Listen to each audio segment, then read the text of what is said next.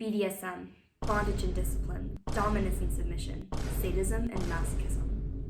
My name is Delphine Guzman, and today I am going to be talking about BDSM.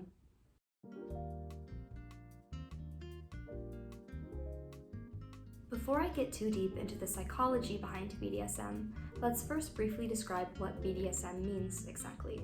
Generally speaking, BDSM includes a host of practices that inject a power dynamic into sexual activities. So, defining BDSM is difficult, given its vastness. But, to put it simply, BDSM is a collection of unorthodox sexual preferences all centering around the idea of control.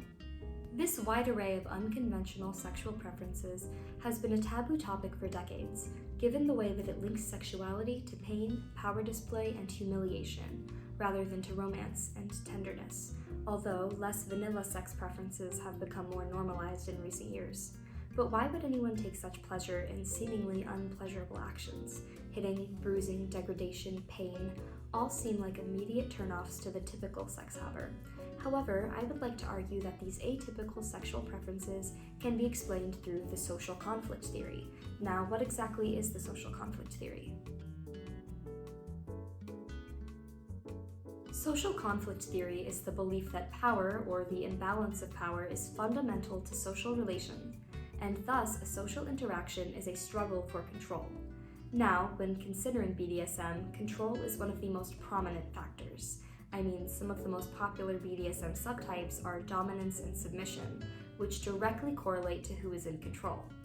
I would argue that BDSM can be explained through the social conflict theory because sexual deviations of this nature reflect the desire to either uphold or subvert existing socioeconomic power imbalances. To fully understand this claim, let's dive into an investigation conducted about BDSM from a biopsychosocial perspective.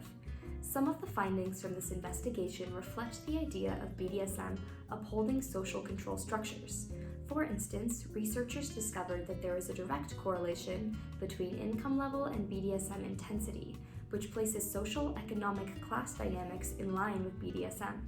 Similarly, the type of BDSM that different communities participate in reflects social dynamics, given that gay men prefer hyper-masculine types of sex, whereas straight couples tend to prefer humiliation, demonstrating how man-man relationships are on a more equal sexual playing field, whereas man-woman relationships reflect the social paradigm of female mistreatment. In general, this idea can be understood simply. Power is often an integral part of sexual dynamics. BDSM practices create an avenue to explore these in a safe and controlled manner. To further understand this correlation, let's take a look at the history of BDSM. For this, I would like to focus on the safe, sane, and consensual movement of the 1980s and 1990s.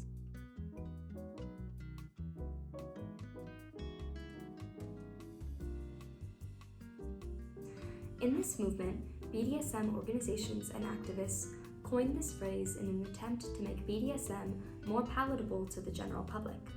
Stephen K. Stein stated that, over time, the community's emphasis on consent and the individual right to pursue happiness in one's own way proved an effective counter-argument to BDSM critics.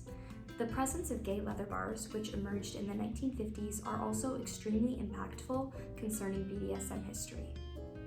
In the 1970s and 1980s, many BDSM organizations formed, many of which were primarily gay and lesbian in nature, so the queer community has an innate connection with BDSM culture.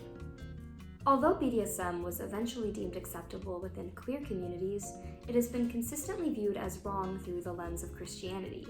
Catholic Brandy M. Miller described that, "What we permit to be done to us, we are permitting to be done to him." Thus, by consenting to these actions and engaging in this lifestyle, we are consenting to the abuse of Christ and engaging in a lifestyle of abusing Christ.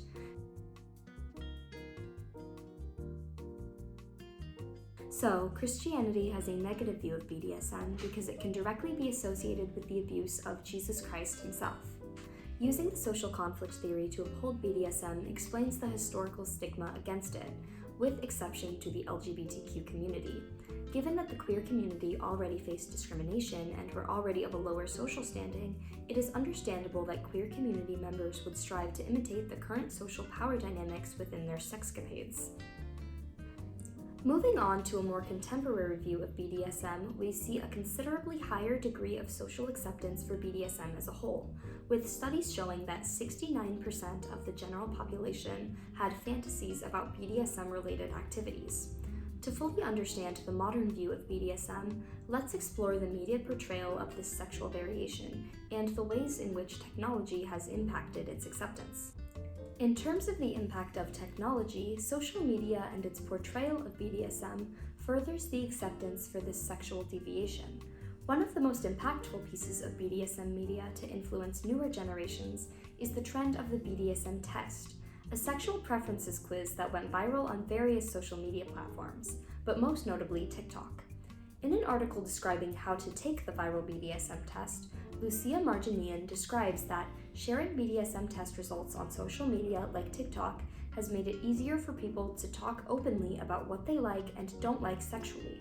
This openness helps us understand how people handle relationships and communicate their needs to their partners. So, social media has become one of the most impactful ways to spread information about and advocate for the BDSM community. In general, the acceptance for BDSM has come a long way since the first formal, publicly advertised BDSM organizations formed in the early 1970s.